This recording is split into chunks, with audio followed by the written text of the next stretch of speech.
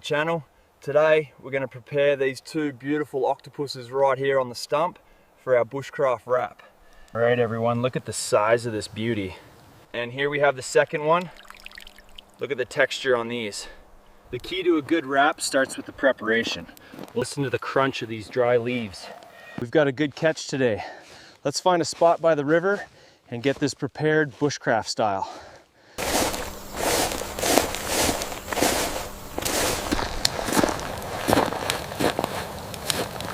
We'll hang the wire net right here on this sturdy branch.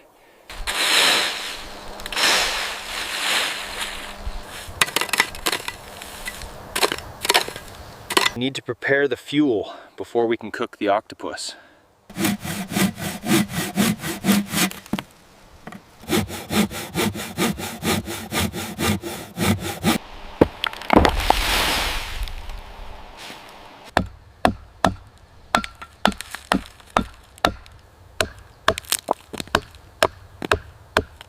We're setting the foundation now, placing this heavy piece directly in the center, ensuring it's perfectly stable for the wrap. I found a strong piece of oak here. See the grain here. Now we take the seasoned branch and gently place it here on the stump. You want to drive the stake deep enough to support the octopus over the fire. Let's find the right stick. Now we gently slide the main arm onto the support stake. And here we have the Scotch eye auger. That sound. Now we place the bit directly in the center of the log and start the rotation very slowly. Timber hole for our meal.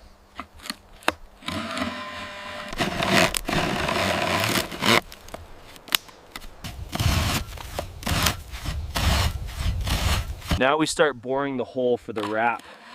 This red cedar smells incredible when drilled. Listen to that crunch. And that should be deep enough. Now we just back it out slowly, making sure to clear the shavings. Pull it out nice and slow, clear the shavings, and you're ready for the spindle. We insert the stick and twist firmly. Now we need to sharpen this end, making sure it's nice and pointed so we can skewer the octopus for the wrap.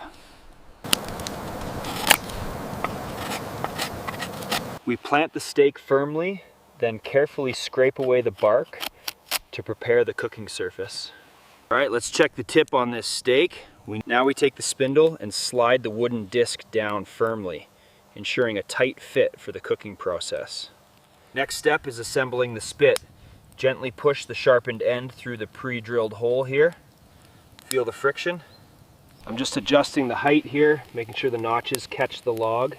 The key here is a smooth rotation. We want the octopus to cook evenly, so testing the mechanism is crucial before we begin.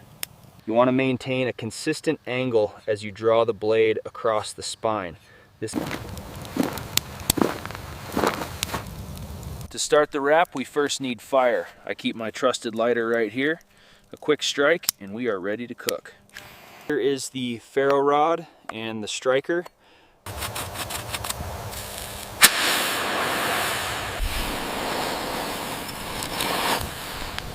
So I'm just gathering the finest fibers here. We need this bundle to be completely dry and aerated to catch the spark. Now we gently place the tinder right into the center of the kindling, making sure it catches well.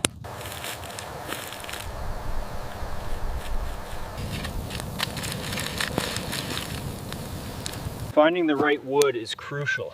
This large log will provide the sustained heat we need for the wrap.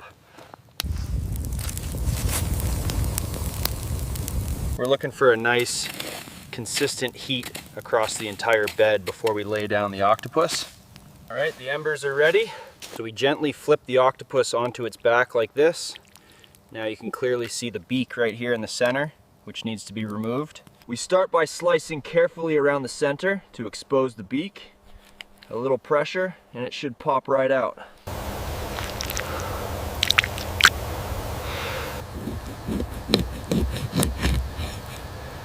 I'm just going to carefully lift this water from the stump.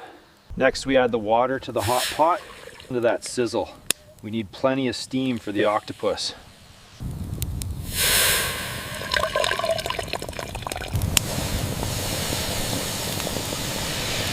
Keep the water boiling vigorously.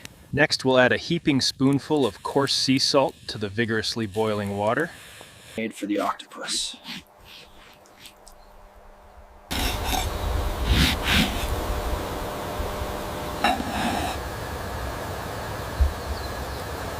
Two perfect halves for the marinade. Now gently squeeze the fresh lemon directly into our spice and oil mixture. We dip it in and out 3 times. This is called scaring the octopus. It helps the tentacles curl up nicely before the main cook.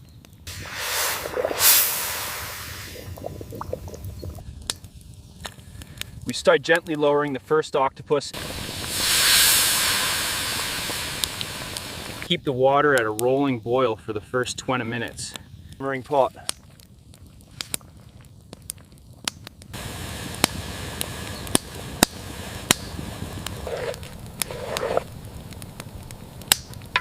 We're maintaining a strong heat underneath. As you can see, the broth is taking on that deep red color.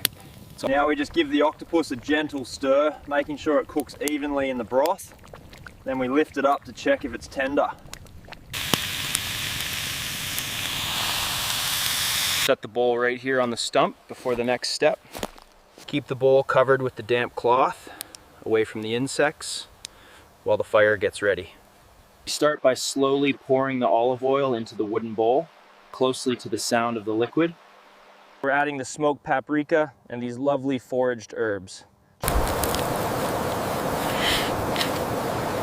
Next, take your twine and wrap it tightly around the base of the rosemary. Pull it taut, ensuring it is secure.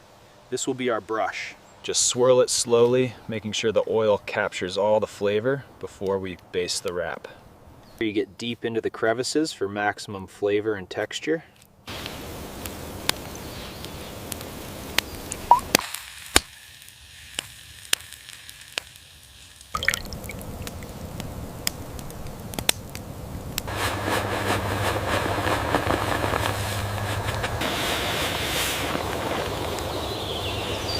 I'm slowly drizzling the golden olive oil into the wild flour, preparing the dough for our octopus.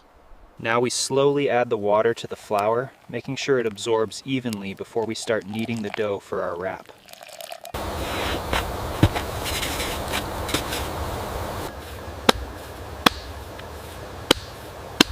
Quite sticky, so I'm adding a generous amount of flour now. We'll just work this in until it's smooth. So we just gently stretch the dough, pressing it flat, and then we roll it into a nice even log. Just keep working the dough until it's nice and thin.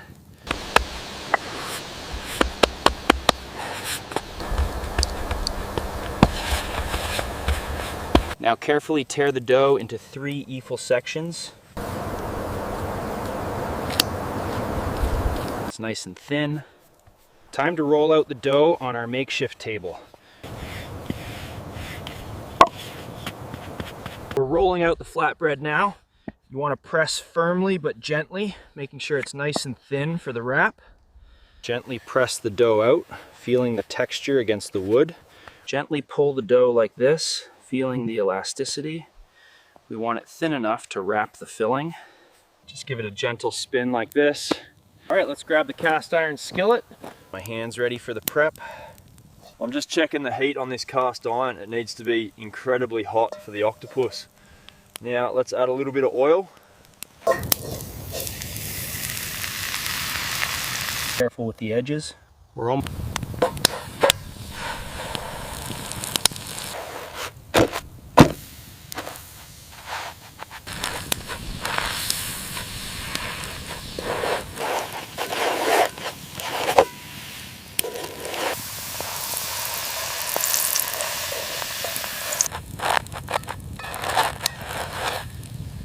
Listen to that sizzle. Now for the flip. Look at the color on that crust. Absolutely perfect. Flip it and get that beautiful char on the other side. You want to keep rotating it slowly over the embers. Listen to that sizzle. The flatbread is really starting to puff now. Just give it a gentle turn to make sure it cooks evenly on the embers. Toasted nicely on the hot stone. Now we carefully scrape the wrap loose and lift it from the hot skillet, placing it here on the board. We'll carefully stack the flatbreads here on the stump. Listen to that crunch. Have our ingredients ready. First we take this fresh head of lettuce and place it right here on the cutting board.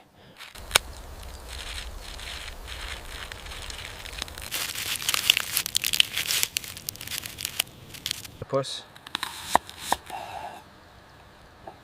I'm just separating the red onion rings now, arranging them meticulously on the board. Slice this tomato nice and thin right here on the log. We'll gently combine the lettuce, onion, and tomato right here on the board to our hand-carved wooden bowl.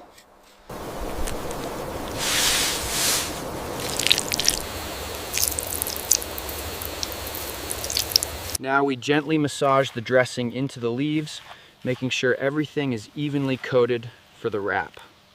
Let's gently toss this vibrant salad now, making sure the dressing coats every leaf. All right, now we center the spit right here in the disc. Now we take the second octopus and carefully slide it down next to the first one. Make sure it's secure before we start rotating it over the fire. Just slide the third one on now, making sure it's snug against the others before we turn it over the coals. Now we place the spit carefully over the fire, making sure it's secure on the wooden frame.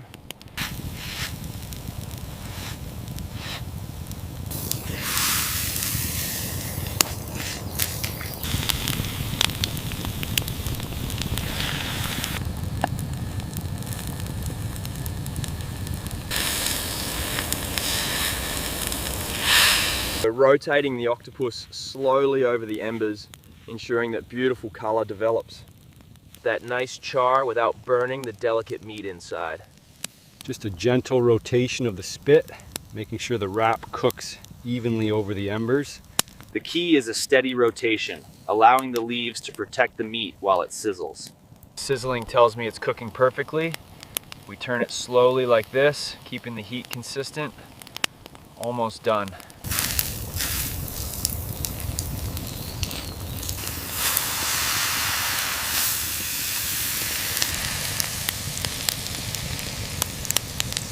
I'm using this rosemary brush to apply the infused olive oil. It adds incredible flavor and keeps the meat moist.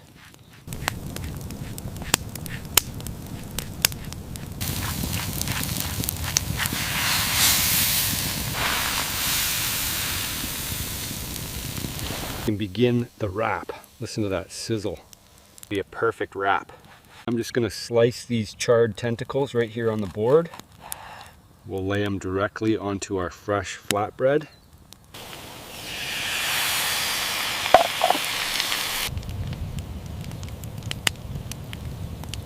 We finish this wrap with a handful of this crisp vibe. Gently fold the edges in, applying even pressure as we roll forward to seal in the flavors.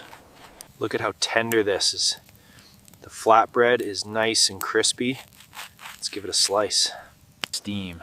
Now we just drizzle a little bit of this beautiful golden olive oil right over the top. Listen to that sizzle. We're going to take this beautiful tentacle and slowly submerge it into the aioli. Pull it out gently, letting the excess drip off.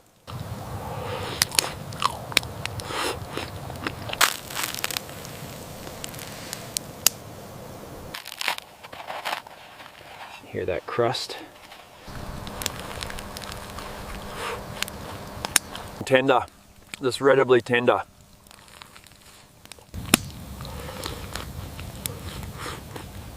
After a long morning of foraging,